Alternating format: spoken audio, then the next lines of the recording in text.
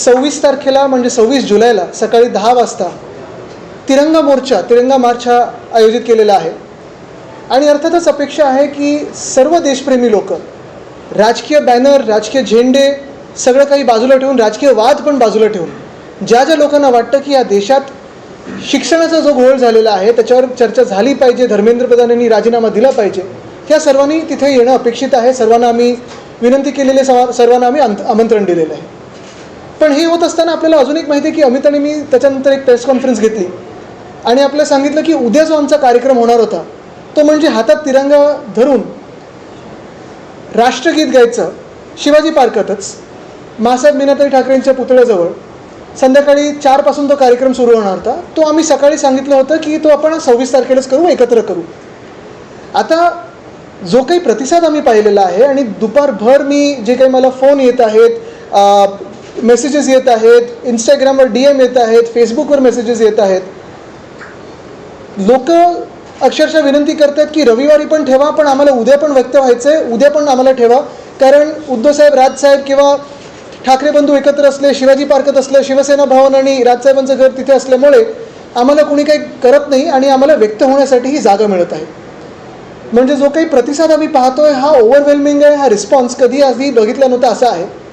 तरुण मुलं, तरुण मुली, ज्यांना तसं पाहायला गेलं तर काही राजकीय कुठचंही पाठबळ नाही, राजकीय काही बॅकग्राऊंड नाही, राजकीय एफिलेशन नाही, अशा मुलींना येऊन व्यक्त व्हायचं आहे. आणि म्हणूनच आपल्याच माध्यमातून सर्वांची दिलगिरी मानत, कारण अर्थात जे काही थोडं कन्फ्युजन झालं माफी पण मागतो, दिलगिरी पण व्यक्त करतो.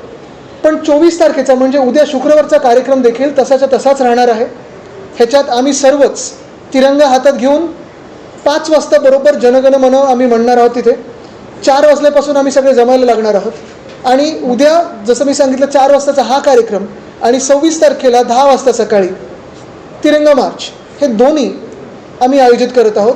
ह्याच्यात परत मी सांगतो की दोन्ही ठिकाणी कुठेही राजकारण नाही, राजकीय काही विषय नाही, एकच आहे ते म्हणजे आम्हाला आता मोदी साहेबांकडून 2 गोष्टी पाहिजेत, ह्याच्यावर उत्तर पाहिजे आणि धर्मेंद्र प्रधान यांचा राजीनामा पाहिजे.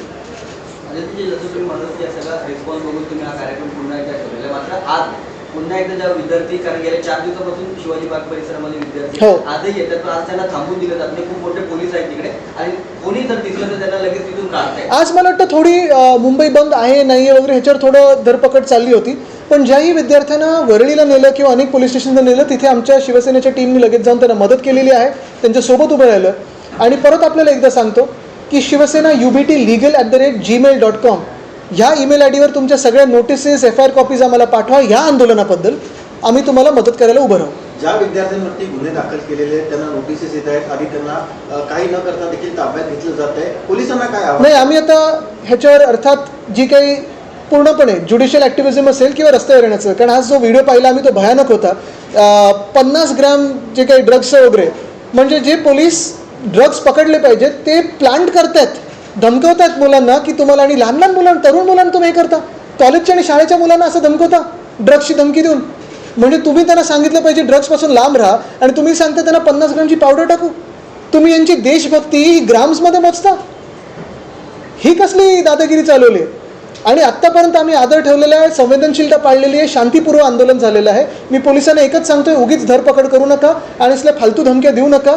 आंदोलन चिघळलं तर ते कोणाच्या हातात राहणार नाही. आमची देशभक्ती ही तुम्ही ग्रॅम्समध्ये मोजू नका, तुम्हाला भारी पडेल. मुख्यमंत्र्यांनी लगेच त्यावरती प्रतिक्रिया दिल्यामुळे यावर पोलिसांवरती आम्ही कारवाई करणार आहोत. कारवाई नाही, त्यांना बडतर्फ केलं पाहिजे त्या माणसाला. आणि कोण आहे त्याचा फोटो सगळीकडे लावा की हा ड्रग्ज डीलर आहे का आणि ह्याच्या मागे कोण कोण अजून नेटवर्कमध्ये आहे. कारण हा विषय देखील सोडणार नाही. उद्या आणि परवा जर कोणी धरपकड करण्याचं केलं, उद्या बघितलं आम्ही कार्यक्रम, तर मग आम्ही सगळे त्या पोलिसाच्या विरुद्ध आणि हे जी दादागिरी केली त्या पोलीस स्टेशनमधून कोणी, त्याच्याविरुद्ध सगळे महाराष्ट्रभर रस्त्यावर येऊ की फडणवीस साहेबांचे पोलीस असे वागत आहेत. सर, एक विषय वेगळा होता. ॲक्च्युली मुंबईमध्ये देखील जे खास करून मराठी पत्रकार त्यांना या सगळ्या ह्याच्यामध्ये ट्रोल केलं जातं, तर त्यावर आपलं नाही, मला वाटतं मी आपल्याला पहिल्यापासून सांगतो आणि हे मी नेहमी सांगितलेलं आहे. बघा, दिल्लीत काही पत्रकार असतील किंवा देशभरात अनेक पत्रकार असतील, त्यांना एक तो गोदी मीडियाचा लेबल लागलेला आहे. आता संजय राऊत साहेब सांगतात तसं डोंट कट इट. पण मी जे पाहिलेलं आहे मुंबईमध्ये असेल किंवा महाराष्ट्रामध्ये असेल, जवळपास 99.99% लोक हे प्रामाणिकपणे करत आहेत. अर्थात तुमच्या चॅनलबद्दल दुर्दैवाने अनेक ठिकाणी जसं जे राष्ट्रीय पातळीवर होतं तसं लेबल लावतात, पण आपण सर्वांनी काल परवाकडे पण सहकार्य केलेलं, तेवढंच कव्हरेज दिलेलं, तर त्याचा काही प्रॉब्लेम नाही. मुंबई महानगरपालिकेच्या कॅन्टीनवर एफडीएने कारवाई केलेली आहे, ते बंद केलेलं आहे. मला वाटतं आता आपण वेगळे विषय करू नको. मी हिंदीमध्ये आणि इंग्लिशमध्ये पण एकदा महाविकास आघाडीची पण एक बैठक या आंदोलनाच्या अनुषंगानं बोलवलंय. कधी ते आता काल मला ते- अच्छा, अजून आमच्यापर्यंत माहीत नाही ते नाही. तर मग ते तुमच्या आंदोलनात सहभागी- नाही, उद्या सगळ्यांनाच आमंत्रण आहे. बघा, उद्या एका पक्षाचं आंदोलन नाही, उद्या मुंबईचं आंदोलन आहे. तसं उद्या ठाण्यात पण होतं, तसं उद्या अनेक ठिकाणी होतं. काल आपण पाहिलं असेल नागपूरमध्ये आमची युवती सेनेची अपूर्व पितलवार कसं फरफटत नेलं तिला. म्हणजे हेच फडणवीस साहेबांचे पोलीस असे कधीपासून वागायला लागले, हे महाराष्ट्राच्या पोलिसांची कधी संस्कृती नव्हती. कसं तुम्ही फरफटले तिला बघा, ते व्हिडिओज तुमच्याच माध्यमातून सगळीकडे जगभरात गेलेत. म्हणजे ह्या वागणुकीमुळे आपला देश बदनाम होतोय. ही दडपशाही जी आहे, मी परत आपल्याला सांगतो, न्यूरमबर्ग ट्रायल्स काय होते हे जरा गुगल करून पाहावं या ऑफिसर्सनी. प्रकाश आंबेडकर मगाशी या सर्व आंदोलनाच्या अनुषंगानं असे म्हणाले की शरद पवार आणि मोदींच्या भेटीच्या अनुषंगाने त्यांनी स्पेसिफिक म्हणाले की हे आंदोलन जर पुढे चांगलं व्यवस्थित घेऊन जायचं असेल तर शरद पवारांना या सगळ्या. बघा, हे मोठी माणसं आहेत, मी यांच्याबद्दल काही बोलणार नाही. आम्ही उद्या सगळे जमत आहोत. ते सोनम वांगचुक हे ना जसं उचललं आणि आत्ता तसं पाहिलं तर अटकेतच ठेवलेलं आहे, अजून कोणाला भेटू देत नाहीत त्यांना हॉस्पिटलमध्ये म्हटलं तरी. आणि नंतर अभिजित दिपके आणि जे तरुणी तिथे बसलेत, आम्ही त्यांच्यासाठी उतरत आहोत उद्या. पण देश आता चिडलेला आहे की ज्या प्रकारे टेझर गन, पेलेट गन, लाठी चार्ज करताना त्या लाठ्यांमध्ये जे काही खिळे होते हे सगळ्या देशांनी पाहिलेलं आहे. आता शेतकरी पोचलेत तिथे, काल शीख बांधव पोचलेत तिथे. करा हिंमत. आणि ते 26 तारखेचं जे आंदोलन आहे त्याला प्रकाश आंबेडकरांना अद्याप बोलवले नाहीये, तर कशात 26 तारखेचं आंदोलन होणार आहे. बघा, मी तुम्हाला सांगतो परत एकदा, उद्याचं 24 तारखेचं जे दुपारचं आंदोलन आहे आमचं 4 वाजताचं, राष्ट्रगीत गाण्याचं आणि हातात तिरंगा धरून राष्ट्रगीत गाण्याचं, ह्याला मी सर्वांना ज्यांना यायचं, तिथे कुठे स्टेज नाही आहे, कोणाचं भाषण नसणार, राजकीय फलक नाही आहेत, राजकीय झेंडे नाही आहेत. हे भारतीय नागरिकांचं, हिंदुस्थानी नागरिकांचं आंदोलन आहे आणि ते तसंच आम्ही करणार. उद्या ज्यांना कोणाला यायचं असेल त्यांनी यावं. अगदी जर फडणवीस साहेबांना वाटत असेल की त्यांच्या पण कोण ओळखीचं असेल जे नीट पेपरमध्ये अडकले होते किंवा मुलांचं भविष्य नीट झालं पाहिजे आणि मनातून त्यांना खरं वाटतच असेल केंद्राच्या भाजप विरुद्ध, पण त्यांनी पण यावं. तुम्ही हेडलाईन करू नका, नाही तर परत उद्या मी देवेंद्रजी तुम्हाला बोललो. तुम्ही आज मुंबई महानगरपालिकेची सभा होती. तिकडे आपण बघितलं की शिवसेनेचे आणि भाजपचे नगरसेवक समोरासमोर आले आणि खरं म्हणजे भाजपच्या नगरसेवकांनी ठाकरेंविरोधात आज मोठी घोषणाबाजी केली होती. मला वाटतं जी काही घोषणाबाजी त्यांना करायची ती करू दे, पण चंदा चोरीवर त्यांनी उत्तर दिलं पाहिजे. चंपतरायला कोणी अपॉइंट केलं, अनिल मिश्रांना कोणी अपॉइंट केलं, त्यांनी या नीटच्या आत्ता या घोटाळ्यामध्ये 20 मुलांनी आत्महत्या केली, त्याच्यावर उत्तर दिलं पाहिजे. का एवढा देश भडकलेला आहे त्याच्यावर उत्तर दिलं पाहिजे. सोनम वांगचुक जे उपोषण करत होते, उत्तर दिलं पाहिजे की का त्यांना उपोषण करायची वेळ आणली.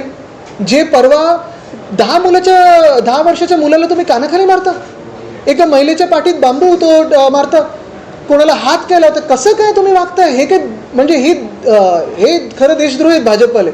तर सध्या संपूर्ण देश पेटलेला आहे. एका मंत्र्याला भाजप काय एवढं वाचवतो? आपण त्यांना विचारा, कारण एका मंत्र्याचं झालं की मग पुढचं इथेनॉलचं सुरू होईल त्यांना भीती आहे, त्याच्यानंतर मिसिंग लिंकचं सुरू होईल त्यांना भीती आहे. सगळं करून चंदा चोरीवर येणारच आहे सगळं. सीएम मगाशी म्हणाले की टीईटी घोटाळा नेहरूंच्या वेळी जास्त मोठ्या प्रमाणात. नेहरूंच्या वेळी मग हे काय ते टीईटी फॉर टॅट करतात की टिट फॉर टॅट सारखं, आणि काय 6 वर्षानंतर त्यांना आठवलं. मुद्दा हाच आहे की या ना मग उद्या तुम्ही पण या आमच्या आंदोलनामध्ये. 6 वर्ष तुम्ही आता गेले गृहमंत्री आहात, 4 वर्ष तर आहात ना तुम्ही, मग काय करते पुढे. बिल्कुल. आज मैं क्लैरिफाई करना चाहता हूँ. सुबह आपने देखा होगा कि उद्धव साहब और राज साहब ने पुकारा है कि 26 जुलाई को यानी संडे को सुबह 10 बजे शिवाजी महाराज उद्यान से, शिवाजी महाराज पार्क से हम मोर्चा निकालने वाले हैं. तिरंगा मार्च उसे कहते हैं. वो तो है ही. हमने पहले थोड़ा सोचा था कि कल का आंदोलन जो है 24 तारीख का वो संडे के साथ क्लब करे, लेकिन जितना फीडबैक आया है, जितना युवा युवतियों से मुझे मैसेजेस आए हैं, जितने बहुत सारे आम नागरिकों से मुझे मैसेज आए कि कल भी उनको आना है, क्योंकि कल का प्रोग्राम सिंपल है, साफ है. जैसे 26 का भी वैसे ही तिरंगा मार्च है. दोनों प्रोग्राम्स में ना कोई पॉलिटिकल फ्लैग रहेगा, ना कोई पॉलिटिकल बैनर रहेगा. लेकिन मैं आपके माध्यम से यही कहना चाहता हूँ कि कल का भी कार्यक्रम अभी कैंसिल नहीं है. कल यानी 24 जुलाई फ्राइडे को, शुक्रवार को दोपहर को 4 बजे शिवाजी पार्क आइए. माँ साहेब मीनाबाई ठाकरे के जो स्टैचू के नज़दीक हम सारे भारतीय नागरिक वहीं आके हाथ में तिरंगा होगा और राष्ट्रगान गाएंगे। सर, आपने जिस तरीके से अनाउंस किया कि 26 तारीख को एक बड़ा प्रोटेस्ट होने वाला है, लेकिन प्रोटेस्ट के बाद जो है प्रकाश आंबेडकर प्रेस कॉन्फ्रेंस में बोलते हैं मुझे तो इनवाइट नहीं किया गया। 26 ये प्रोटेस्ट जो है हमने किसी को भी फ़ोन नहीं किया, किसी को मैसेज नहीं किया है। जो भी कर रहे हैं ये भारतीय नागरिक कर रहे हैं। इसमें ना कोई राजनीति है ना कोई राजनीतिक दल है। जो राजनीति में दलदल भाजपा ने की है उसके खिलाफ है, और इसलिए हम आम नागरिकों को कह रहे हैं आइए, आप नेता होंगे, कोई स्टार होगा, कोई स्पोर्ट्स स्टार होगा, कोई आम नागरिक होगा, कोई जर्नलिस्ट होगा, जिसको भी इसमें शामिल होना है कल तिरंगे के लिए और जनगण मन के लिए, कल भी आइए और 26 को भी आइए। मुख्यमंत्री देवेंद्र फडणवीस कह रहे हैं कि राहुल गांधी को पार्लियामेंट में आके अपनी बात रखनी चाहिए। मुझे लगता है पार्लियामेंट में जिन आम आदमियों को आना था, वहाँ नज़दीक आके आपसे बात करनी थी, उन पे तो आपने गोलियां चलाई। हमने देखा कि पीएम हाउस के बाहर जो अदानी कल्याण मार्ग है वहाँ कैसे आपने उनको उठाया है, तो फिर क्या बात करेंगे। और अगर आप बच्चों को, अगर देवेंद्र फडणवीस जी की जो भाजपा है वो किसानों को और विद्यार्थियों को दहशतवादी समझती है, तो क्या बात करोगे आप। नेशनल सिक्योरिटी एक्ट लग सकता है स्टूडेंट पे, ऐसा प्रकाश लगाओ, जो लगाना है लगाओ, लेकिन आज आप देख रहे हो ये तो मशाल जग चुकी है हर एक दिल में कि ये अभी गुनाह जो है भाजपा ने किया हुआ हम माफ़ नहीं करेंगे। जो विद्यार्थियों को लाठी चलाई है, लाठी बरसाई है, गोलियां चलाई है, टीयर गैस चलाया है, ये कोई माफ़ नहीं करेगा। जितना भी सामने आके आना है आओ। कल भी हम वही कह रहे हैं, हाथ में तिरंगा है और गाने वाले राष्ट्रगीत है, रोकने की कोशिश करोगे आप।